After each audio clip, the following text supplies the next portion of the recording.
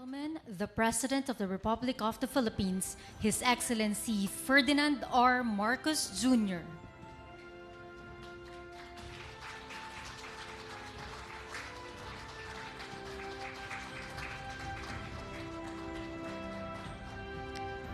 We may now be seated.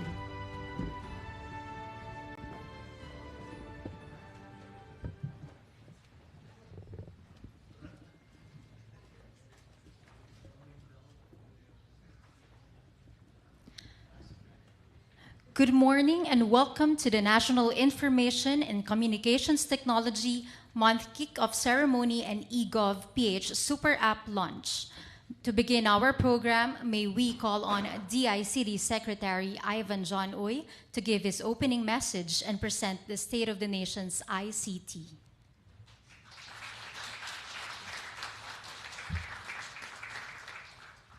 Your Excellency, President Ferdinand Marcos Jr., ladies and gentlemen, good morning.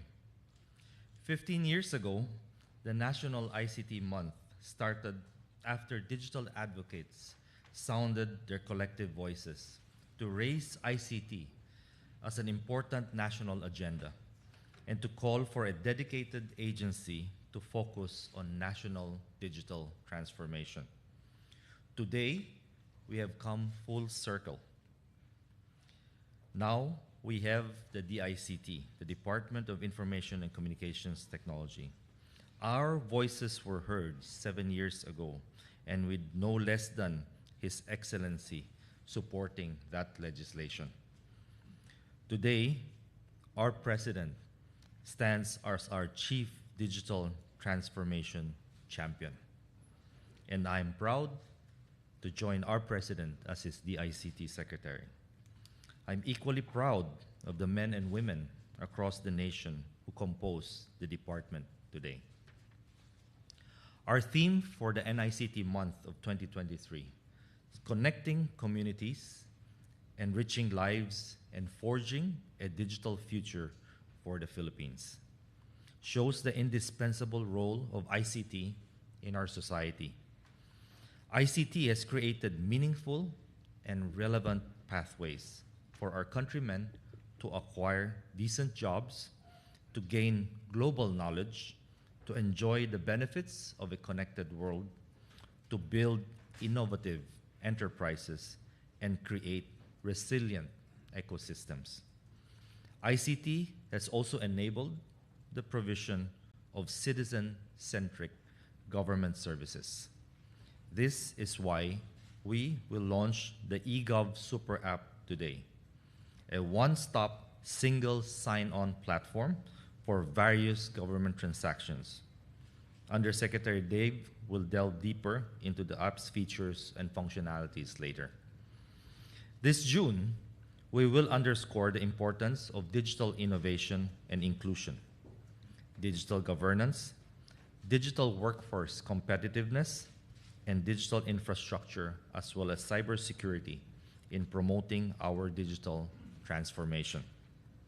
We invite our public and private partners in every region to celebrate the NICT month to promote the development and growth of the country's digital economy.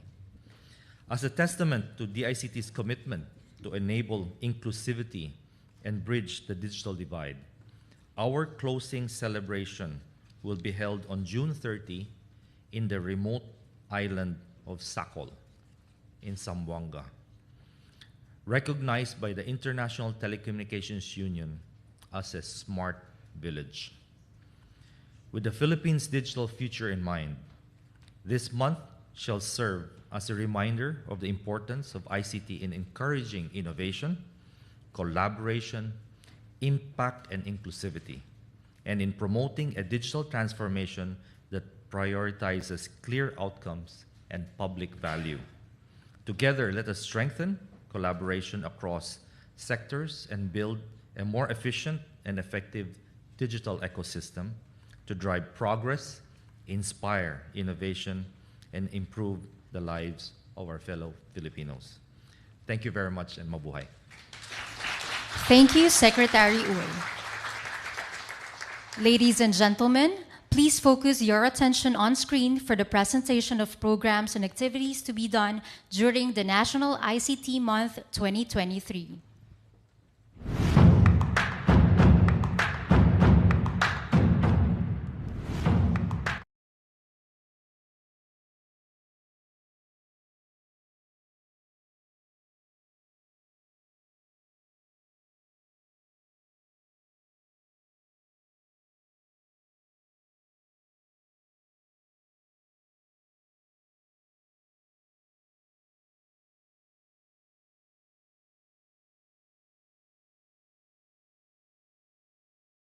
At this juncture, may we invite the President to lead the ceremonial activation of the Egov PH Super App.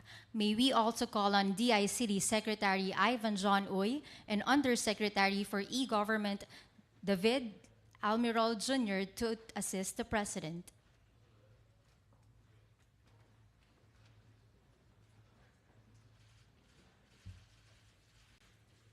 We shall now launch the Egov Super App at the count of 3.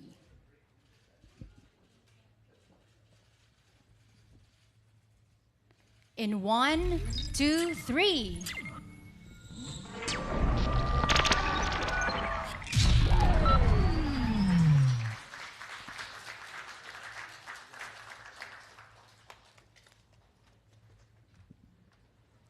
Ladies and gentlemen, please focus again your attention on screen for the presentation of features of the Egov PH Super App.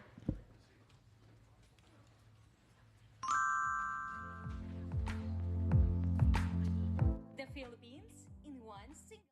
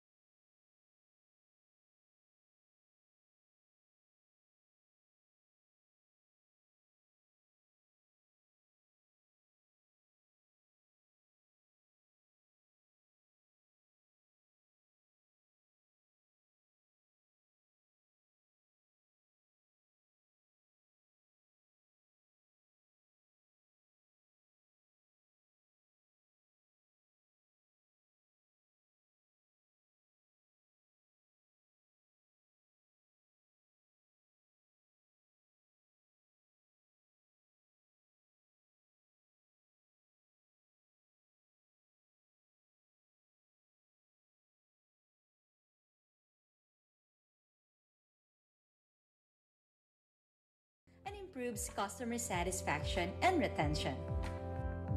Using the Egov eKYC, a national digital ID can be generated via the Philippine Statistics Authority PhilSys integration. A unique and tokenized QR code shall be generated, which users can present, and agencies, businesses, and establishments can easily scan and verify their identity. A one-stop shop app feature that allows you to access all national government services, powered by single sign-on. It essentially provides Filipinos with access to an online one-stop shop that offers a variety of LGU services such as applying for clearances, certifications, and permits. In partnership with DOLE, CHED, TESDA, and other agencies, citizens can now build their simple resume to be accessed by local and foreign job providers. In partnership with the DOT and DILG, information on all tourism spots can be aggregated in a single platform. The DICT is working closely with the DFA, DOT, and the Bureau of Immigration to implement the Philippine e-visa portal for easier entry of tourists into the country. In partnership with the Bureau of Quarantine, Bureau of Immigration, Bureau of Customs, Department of Health, Department of Tourism, and Department of Transportation, multiple outbound and inbound travel declarations and health forms are unified under the Philippine One-Stop Electronic Travel Declaration System. You can now locate your nearest malasakit centers, healthcare facilities, and hospitals. Your feedback plays a crucial role in enhancing governance and fulfilling the government's mandate. You can now register your SIM card in the Egov PH Super App.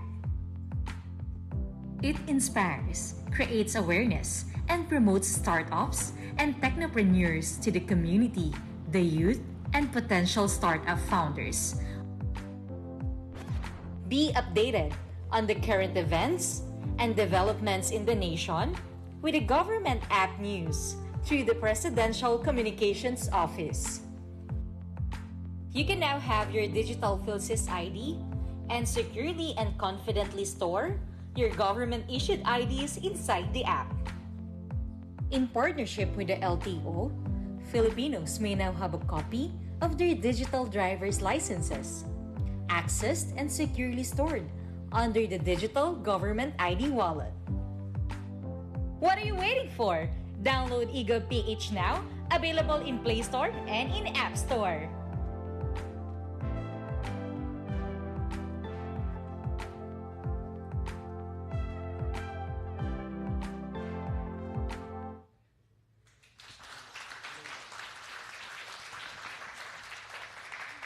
At this point, may we again invite DICT Secretary Ivan John Uy to introduce our guest of honor.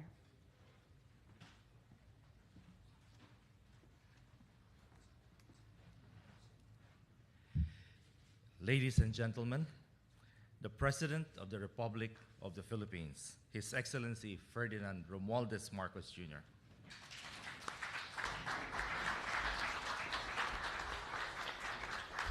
Thank you, Sec Ivan Uy. Please have your seats.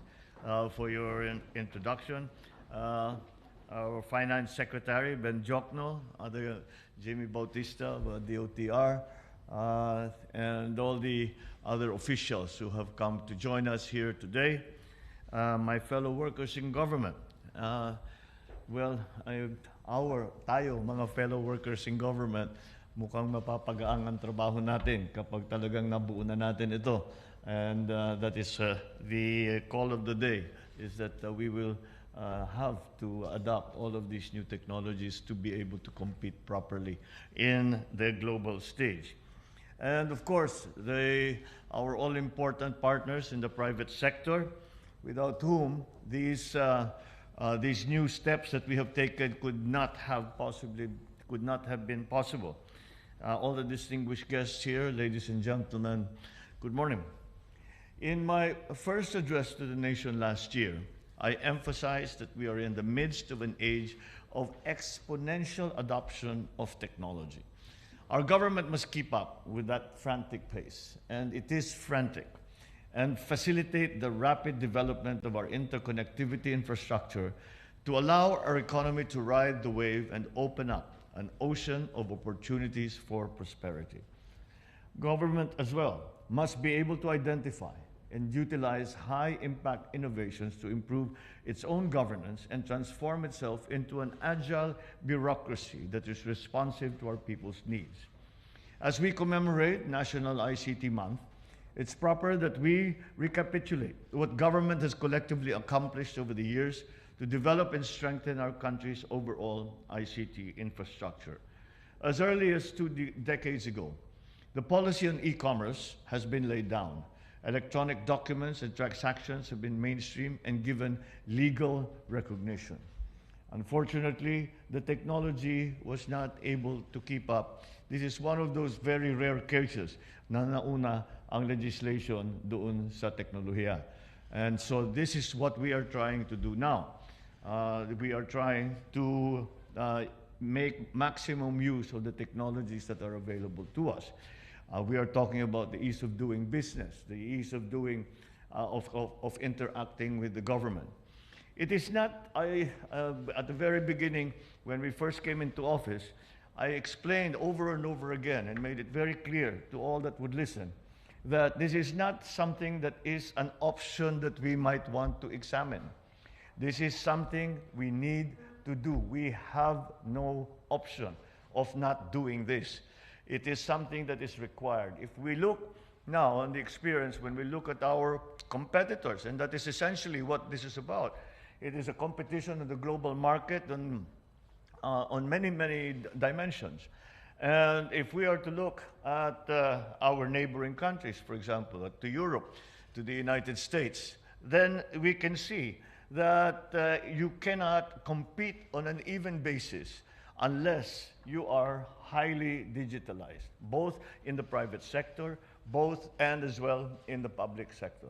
And that includes all the attendant issues of cybersecurity, the attendant issues of having a cloud that belongs to the country, the issues of that we are beginning to resolve on the single ID for all citizens of the Philippines. And all of these must come together in a way that is useful and easy and convenient for the ordinary Filipino citizen. Now, I always worry about how Filipinos will take, kaya ba nilang gamitin ito? Is it simple enough? And we had that meeting yesterday, and I said, I always worry about the capacity of the Filipino to take on these new technologies. And thus far, I've always been wrong. There has never been a problem for Filipinos to take up these new technologies. They pick it up, well, more quickly than, well, we are a young country, and young people do simply have a affinity for the new tech, because it's something that they can live with, that they have lived with. They cannot imagine a world without Wi-Fi. I mean, yung mga anak ko, nung maliit pa, pag may babiyahe kami, ang unang tanong, we're going to visit this island in Visayas. May Wi-Fi ba? May Wi-Fi ba? And you cannot blame them. That's the world we live in today. And that's why this is essential to all the plans. This is going to be another building block in the foundation of our transforming the economy. And this e-governance, the whole idea of e-governance, is something that we need to do because we have fallen behind. And when we started, before we started this, and I've quoted this statistic many times, that we did a survey of how people use the internet in the Philippines.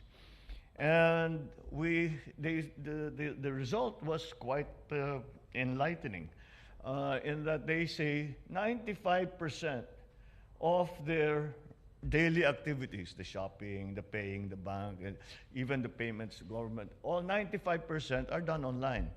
So ano yung 5%? Government. We cannot do it online with government. We have to go to the office. We have to collect the birth certificate, the documentation, the clearance, and then we go to the government, to the government office, and they say, you're missing one document. Balik na naman, and they do all of these things. So that just won't work. And as we can see, many of the problems that we are encountering are simply because of the problems that are being faced by both in the public sector, by ordinary citizens in their dealings with government. It's the ease of doing the work. It's the ease. Now, we hope with the beginnings of the e-governance system that a senior living in a isolated place, an isolated island somewhere, by which time we will have had connectivity can just go onto their phone. And if they don't know how to do it, they call the child or yung apo nila. O sige, kayong gumawa. And do all their business on the internet and be able to have payments. The central bank actually was leading the pack here. In that the central bank has also been very, very aggressive in trying to make as many of these payments, both to government and from government, in the digital space. And that, I think, has been very, very successful. And you can see, we were in GSIS the other day, and only 4% now, if I remember correctly, 4.7% of their transactions are done over the counter. Everything else is over the internet. And so this is what we are pushing for. This is what e-governance is about, to bring it all together and to make it simple and available, accessible. Some of this data that we have has been siloed in different departments, in different agencies, and there's no way for us to go from one place, one website, and say, I am interested in a job in engineering. Is there anything out there? Now we have that.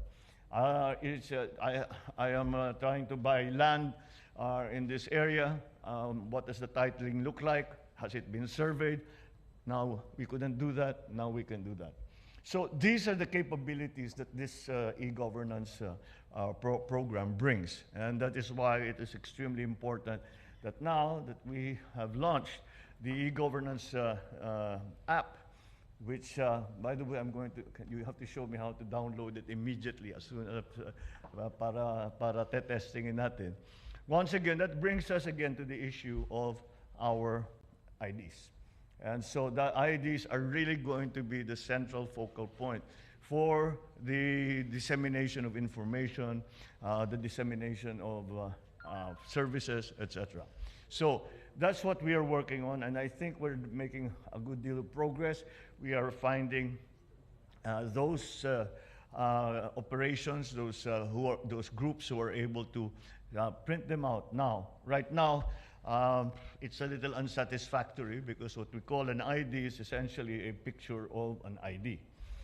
There is no data that backs it up. I think the simplest example, which I think most of you will have been familiar with, either first-hand or second-hand, is the Social Security number in the United States. You give your Social Security number, they have all your data. You don't have to explain. You don't even have to bring the documentation. All they have to do is to verify that you are indeed who you say you are. And once your identity has been confirmed, then you can do the business that you need to do with government. So this is what we are aiming for. But this is an extremely important step in heading down that road of digitalizing our bureaucracy, our government functions. And this will extend not only to the national government, this will extend to even the local government.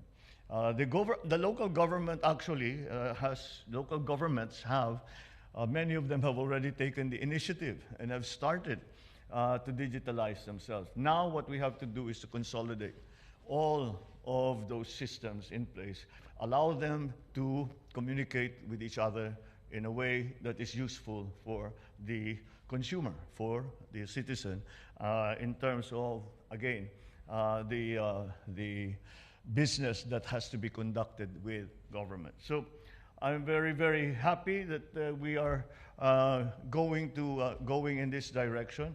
There is another part of this that is extremely important that we sometimes do not talk about, and that is the lessening of corruption. Because when you do not have to talk to a person at all for the entire process, wala kang kausap na tao, there's no discretion that's being exercised at any point. It's either yes, no, yes, no, yes, no, 1, 2. It's binary, 1, 0, 1, 0. It's binary. So that way, it simplifies the process, especially for the citizen. And there is no discretion being exercised by anyone. Eh, kung di mo ako lagyan, hindi ko ipapaano ito. Hindi ko iipiting ko ito. Yung mga ganun. O kausapin mo yung si ganto ganyan, siya mag-aayos, yung fixer niya. Wala na yan, mawawala na yan. And we owe that to the people. We owe them to be able to do that. We should not allow them to continue to suffer to this antiquated, corrupt, and inefficient system. Mabuti naman, if it works, it doesn't work. It just gets worse and worse and worse. So we are looking forward to these e-governance platforms that we are starting to put up. The issuance now of the national ID, which will be a proper ID in the sense that it contains data that is critical or that is important or that's necessary for the conduct of business with government. And so this is a very good step, and we will continue to push this, and we will need the partnership not only of our government agencies, but also of the private sector, because the private sector also has concerns in this regard, especially when it comes to cybersecurity. So these are the elements that we have to be looking at, and that we are looking at. So I congratulate the ICT for now having the first e-governance app, and we will continue to make it more extensive, make it more sophisticated, and eventually put us at an even keel, at the very least at an even keel, or hopefully at an advantage as we compete in the global market for the supply of goods, for the supply of services, for the supply of labor, for opening up new markets. All of these elements, which we have to make more robust if we are going to do well in the next decade or two. Thank you very much, and good morning. Thank you, Mr. President. At this point, may we request the President to grant us a photo opportunity. To start with, may we call on the Cabinet Secretaries and government officials.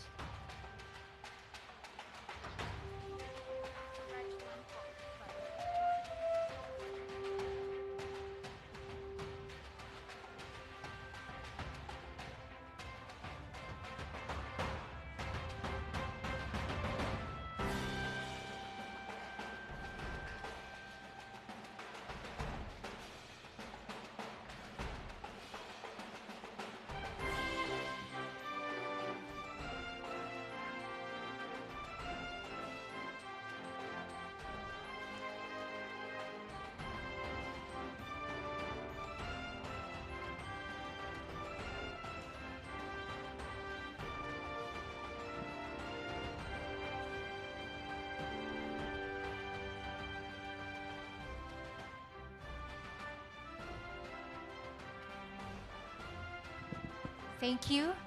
Next, may we call on the heads of various government agencies.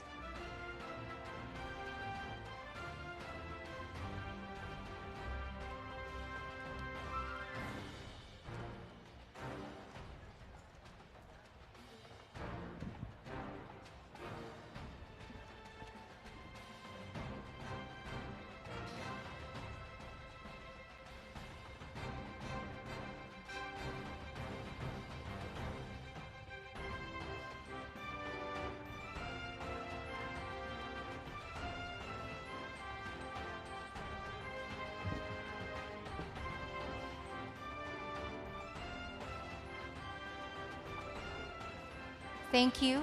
Next, may we call on the industry partners.